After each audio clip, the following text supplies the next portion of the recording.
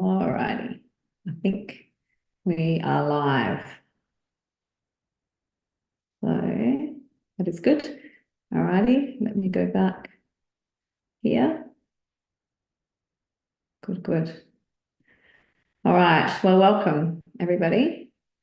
We are on day 2 of our training, Discover the Best of Yourself.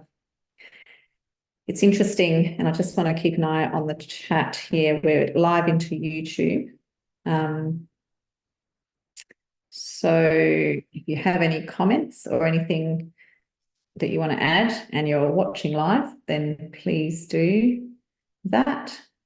And yeah, I look forward to chatting with you about what we're chatting about tonight. So let's get started.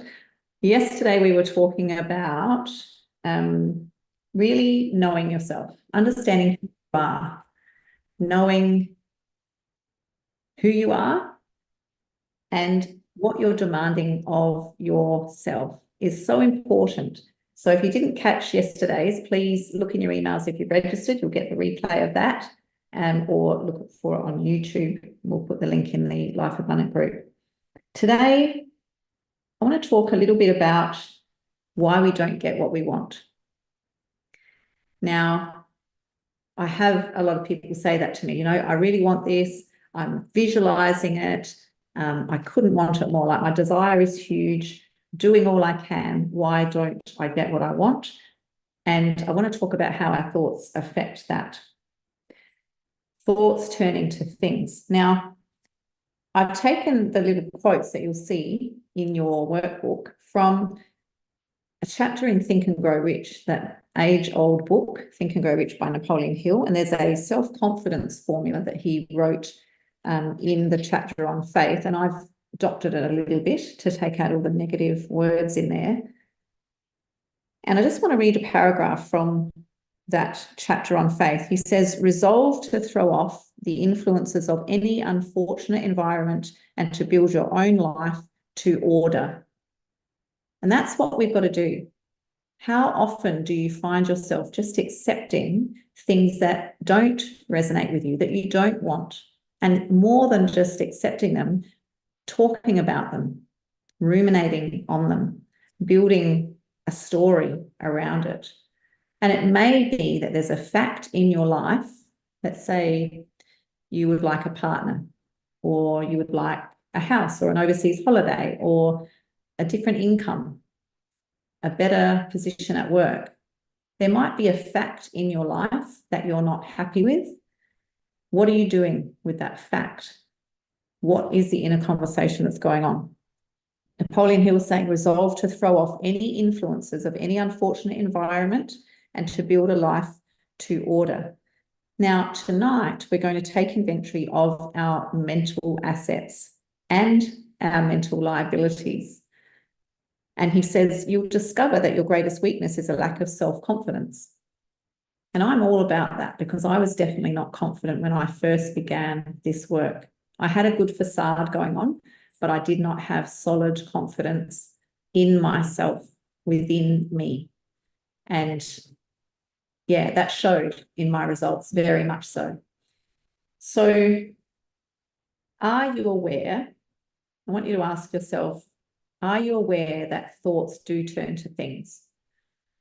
Thoughts are substance. The things that you imagine in your mind are not just fleeting and whimsical. They actually, your thoughts are creative. Now, there's a quote here from the self-confidence formula, and it says, the dominating thoughts of my mind eventually reproduce themselves in outward physical action. Think about that. The dominating thoughts of my mind eventually reproduce themselves in outward physical action and transform into physical reality. So that is telling us exactly what's happening.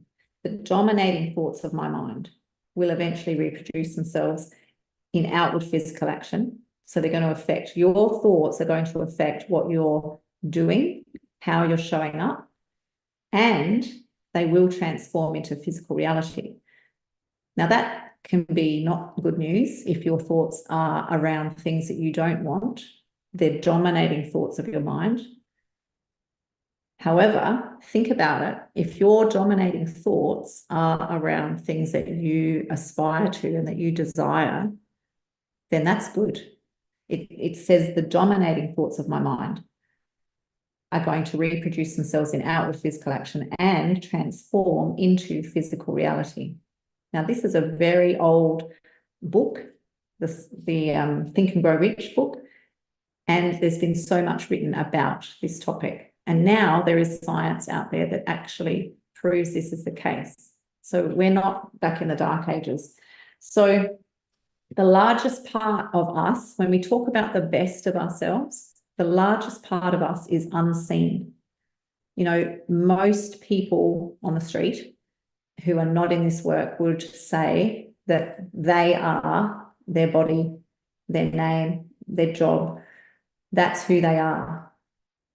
But we know the largest part of us is unseen. It's that the spirit of life in you.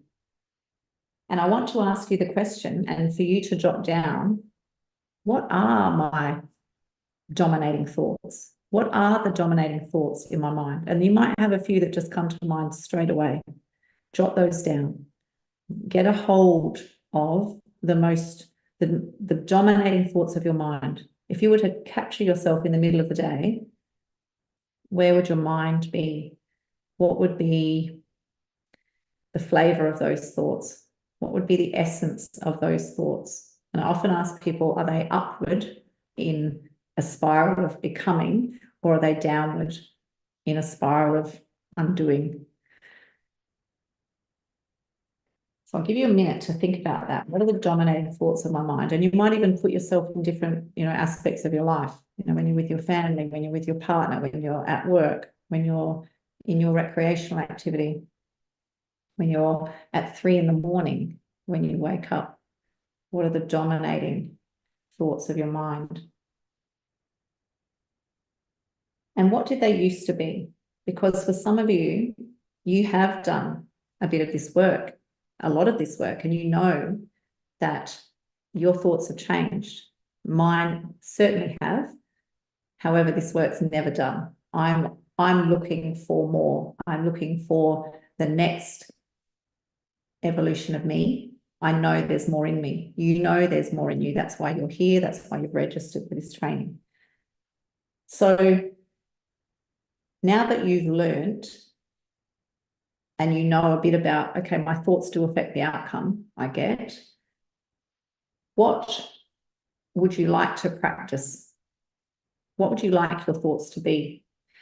And I want to go through conscious and subconscious tonight so that we can really understand, because a lot of people, and I was included in that, I used to think, I think about this all the time. I think about what I want all the time. Why are my results not reflecting that? And I got rather frustrated. So for a minute, let's focus on our conscious mind. Your conscious mind is your intellect. And as we were saying yesterday, you get to choose what you think with your conscious mind. You get to decide what you think. No one can make you think a certain way. I don't know if you've read Viktor Frankl's book, Man's Search for Meaning. He was in a concentration camp, everything stripped from him, his wedding band, his everything, his work, life's work. And he wrote that book demonstrating that no one can make you think in a certain way. We get to choose no matter what our circumstances are. Yeah, that's good, Sue. I actually read that book when I was flying home. I spent most of 2020 in Canada. Couldn't get a flight home, it was good in a way because I spent a lot of time with Bob Proctor, who was my dear friend and mentor. But on the way home, flying home during COVID, it was a weird time. And I'll be honest, there was fear in me, and I was really focusing on the fact that nothing outside of me can make me think a certain way. And so I read that book. In fact, I listened to it on audio. And it was absolutely fascinating. I thought, if this man can be in a concentration camp and be treated like he was and still maintain his sense of humor and the way he was choosing to think, then surely I can. It was very encouraging and very affronting as well. So our conscious thinking is ours to decide on, and our conscious mind is where we store knowledge. And so, I read a lot, I study a lot, and I store a lot of knowledge, just like you do. We learn things and we just love to consume the knowledge. It stays in our conscious mind. We can build images, we can make plans, we can learn more and more. We can decide things. So thinking about the life you want and the best of you that you want to see living this life, what does it look like? You can do all of that in your conscious mind. Dreams, plans, build it, the image. You can even think of how you might do that. You come up with ideas and build those ideas into theories. That's all conscious. Now, that's where a lot of people say, well, I've got it all there. Why isn't it happening? Well, here is the secret, and that is that feeling is the power that draws to us. We ask, when they say ask for what you want, we're asking not through our conscious thinking, but through our feeling. Now, emotion, feeling is a vibration, is a frequency, and that is emitted via our subconscious mind, our emotional mind. And so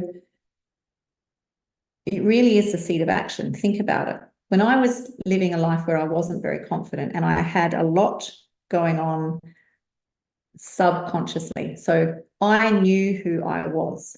I'd lived a life that had lined me up in a certain way, and I was very much a victim, and I lived like that. I lived with that feeling that I was a victim. So no matter how much I could dress up and show up and even act the part, I had a deep sense, knowing of who I was. That was in my emotional mind.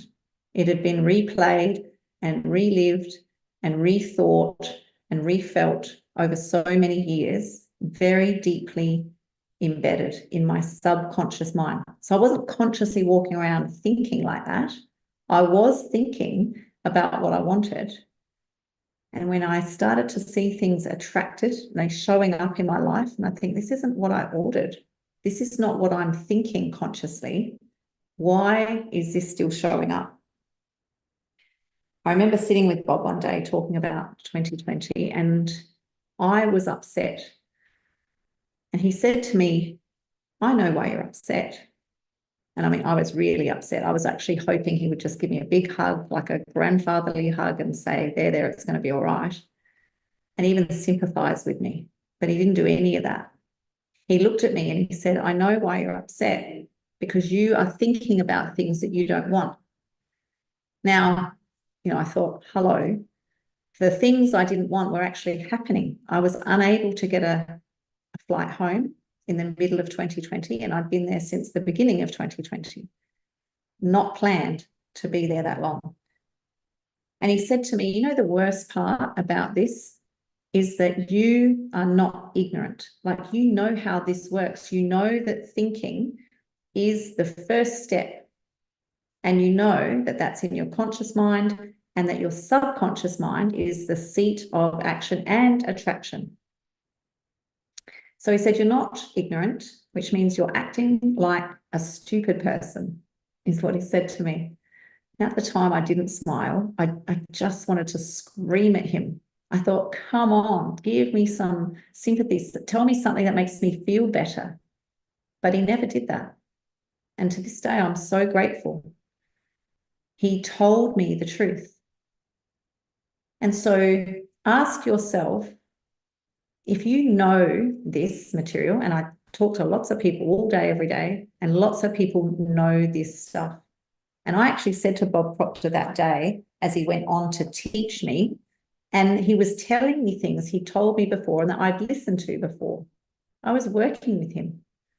And he kept telling me these things. And eventually I said, I understand that, Bob. I understand that.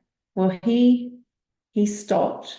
He got up out of his chair, and it took a very long time to walk around and sit right next to me. And he looked at me right in the eye, and he said very slowly, if you really understood this, you would never think another negative thought in your life. And he took a very long time to deliver that sentence to me. I believe he wanted me to get that so deeply ingrained in me. The laws that we're talking about here, the spiritual laws, the laws of the universe, they don't change. They never change to work with us. We must understand them and work with them. They do not change. We can rely on them. They're so solid. And I want you to understand that, because I used to give myself such a hard time, like, I get this, why can't I do this? We have a conditioning going on from a very young age. I've got young grandchildren, and, in the first few years of their life, they're just very agreeable. You can say, you're beautiful. Yep, I'm beautiful. You're this, you're that. Yep. They just agree. They soak up everything. And at that point in our lives, we didn't have a conscious mind, the one where we get to choose. We were wide open. Our subconscious was wide open, and everything going on around us was going in repeatedly. And we were accepting it because we didn't have a choice at that point. We did not have a conscious mind where we could reason and say, yes, let it in, no, don't. This is true, this is not true. It just went in. And that's the thing about our subconscious mind. It will not reject anything. You may have been told something, you may be telling yourself something that is absolutely a load of trash. Your subconscious is not going to toss that out and say that's not true. It has no capacity to do that. It will just accept whatever you choose to accept. And when you accept it over and over and over and over and get emotionally involved in that idea, which is so easy to do, isn't it? Especially on the negative side. Think about it. Think about how easy it is to look at your current circumstance or situation that you're not happy with, and you'll have plenty of friends telling you why it's that way and why you can't expect anything else. And we get so emotionally involved in that idea. How often have you decided to do something and it's not working out, and then you start to look outside of yourself and you say, oh, that's why, it's this, it's that, it's the other. And you start to basically fight for your limitations. You start to find the evidence as to why it's not working. I want you to note this, and you will now, because you have been made aware of it and reminded of it. You probably knew it already. As you walk through your day, in your days, start paying attention to where your thoughts go. Are they consistently, persistently lined up with what you want? Or are they running a track that is not what you want, and it's almost your alibi to say, oh, that's why? I know, like I know in my intellectual mind, that we attract the results we get in our life. And it is uncanny. It is almost like magic. When I changed my conditioning around who I saw myself to be, how I felt about myself, what I knew to be true now about myself, everything changed. Because I am the center energetically of my world. I am the attractive nucleus of my world. And the physical world around me will take shape according to that, the energy, the vibration, the frequency that I am on energetically. It doesn't matter what I think. I might be thinking about what I want, but how am I feeling about what I'm thinking about? There's a lot of split energy going on. And like Mr. Bob Proctor said to me, if I really understood this, then I know that I must be in alignment. I must get that whole integrity happening. Thoughts equal to the feeling. All I need is a picture, is an image in my mind and a corresponding emotion. So when I talk about desire with people, like your pure desire for what you want, it is pure. And if you were to get involved in that, you would not feel doubt or fear or worry or any other, misguided thoughts if you were just purely in the desire of what you want. You might even go there now, like, what do you want and how does that feel? Imagine yourself in the fullness, living in the fullness of that. And we're going to talk about it later in the week. So to stick to my notes here, I can get off track. It's all good stuff, but I want to step by step concentrate on your thoughts daily.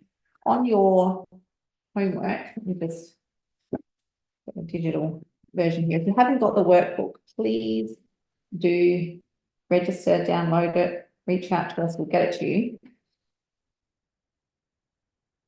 So we've talked about the dominating thoughts of our mind. They are going to reproduce themselves in outward physical action and gradually transform into, good, Sue, gradually transform themselves into physical reality. That is a truth. Sometimes I just wished I could not believe it. Like, no, but it's true. So I asked you a question in the booklet here. Up until now, have I been aware of this truth? And I added that word truth because I want you to know that is how it is. That's the spiritual law.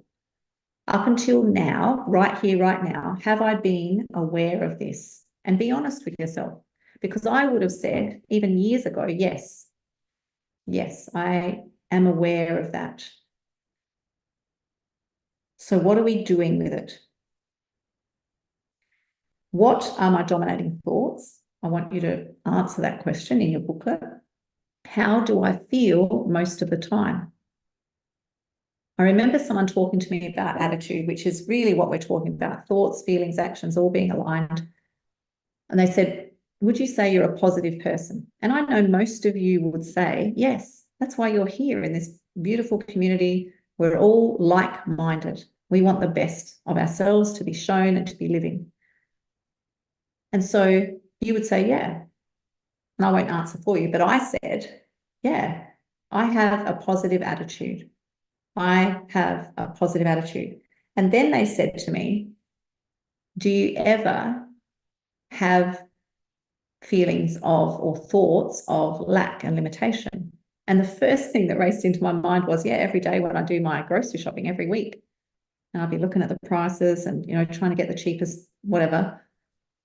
I thought, yeah, I do. I do have thoughts of lack and limitation all the time in very small ways, and I hadn't even started on the large end of the scale.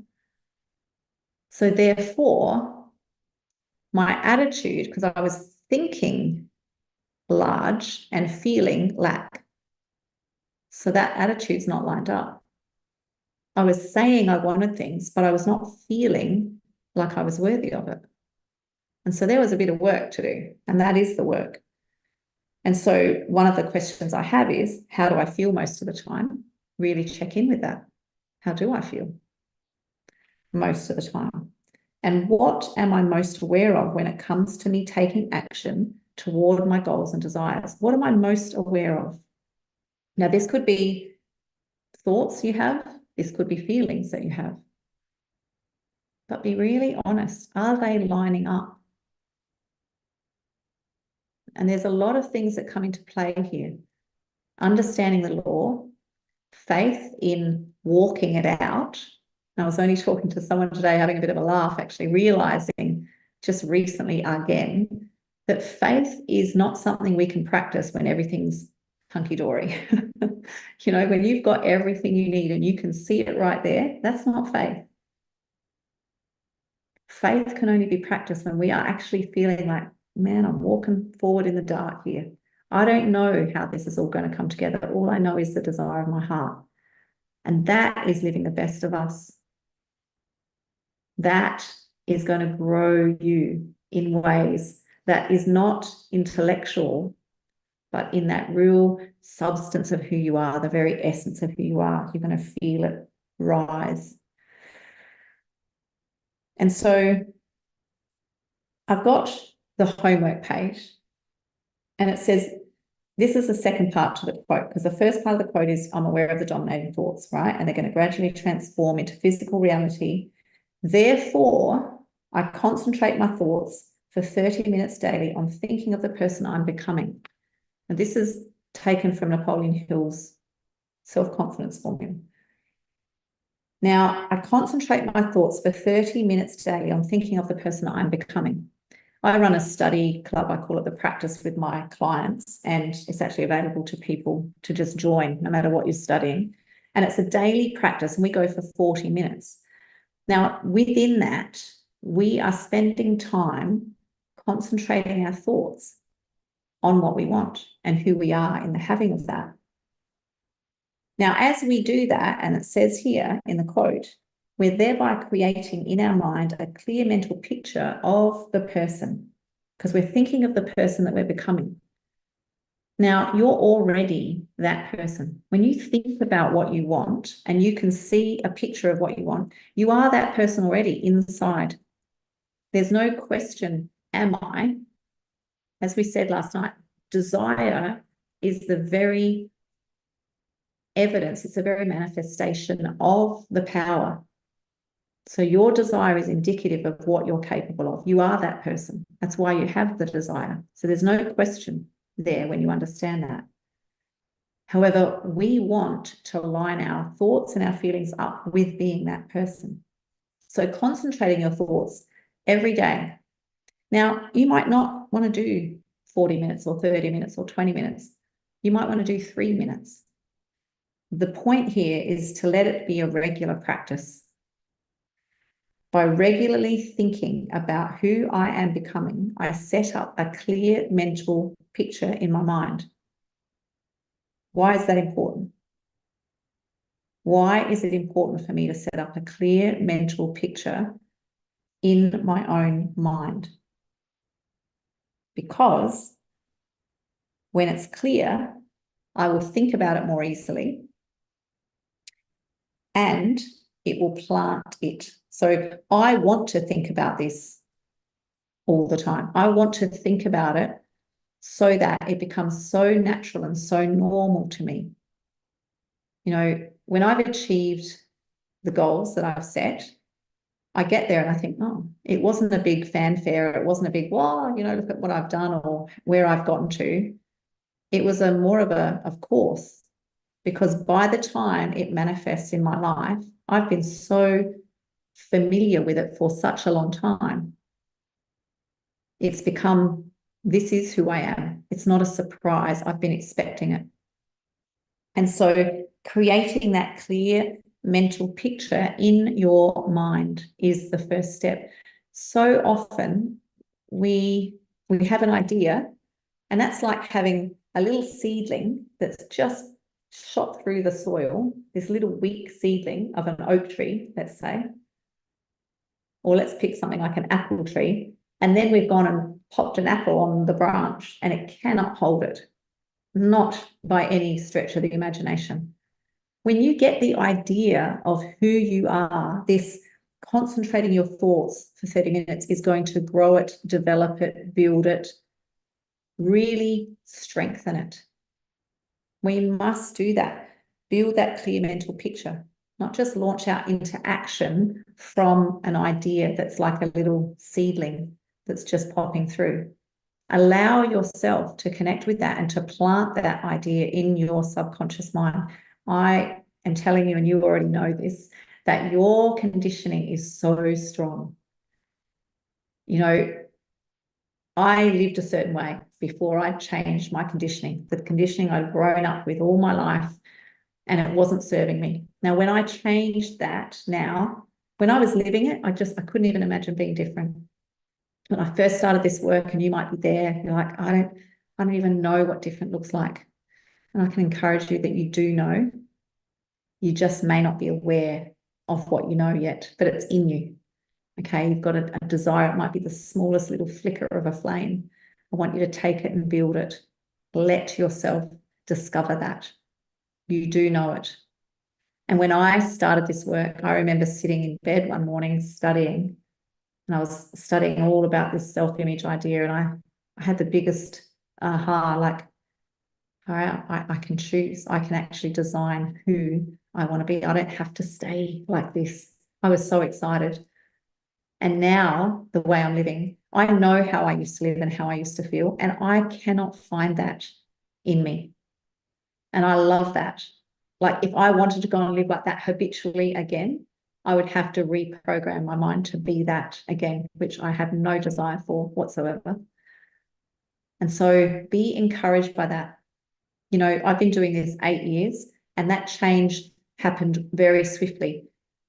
You know, sometimes you don't see someone for a while and then you catch up with them and you think, wow, you know, some things have changed. I had friends here in Australia, and I was back and forth to Canada, you know, studying with Bob Proctor, and they'd say to me when I get home, man, what are you doing? Like the change is happening, and it's happening really fast. I could even notice it. Often you don't notice it in yourself, but I could notice, I could feel it.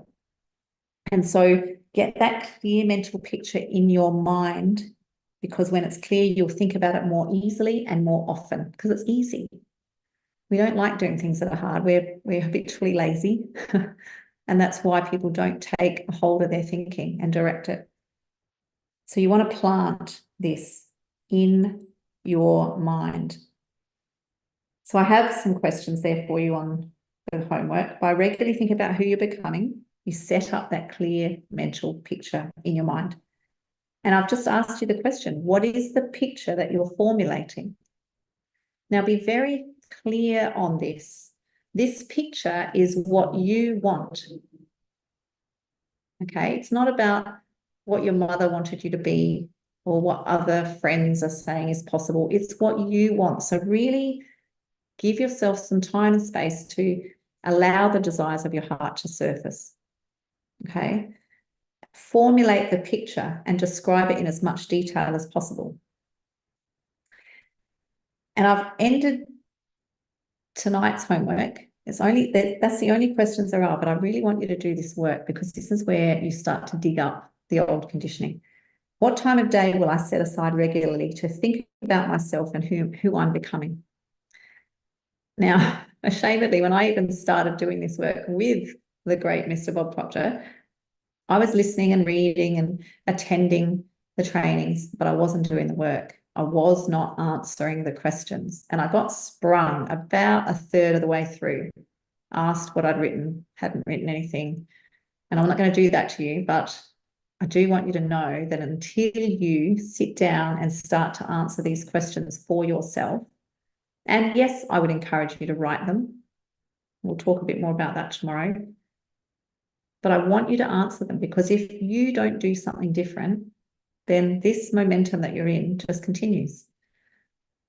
We must stop the momentum that we're in and do something different. If nothing changes, nothing changes.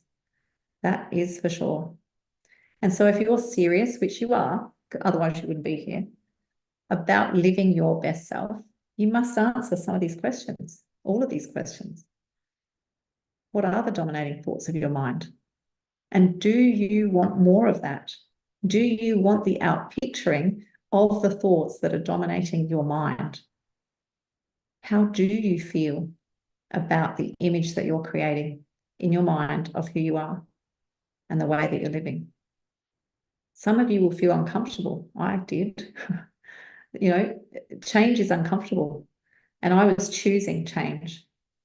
My whole life, I felt like change had chosen me. Like, oh, now my husband passed away when I was young. And then, my marriage ended. And so things happen, and you think, I didn't feel like I chose this. But you get to choose this change. And so make it a good one. Get really excited about the fact that this creation of you is in your hands. Okay. So do this homework. I'm going to let you go to do that.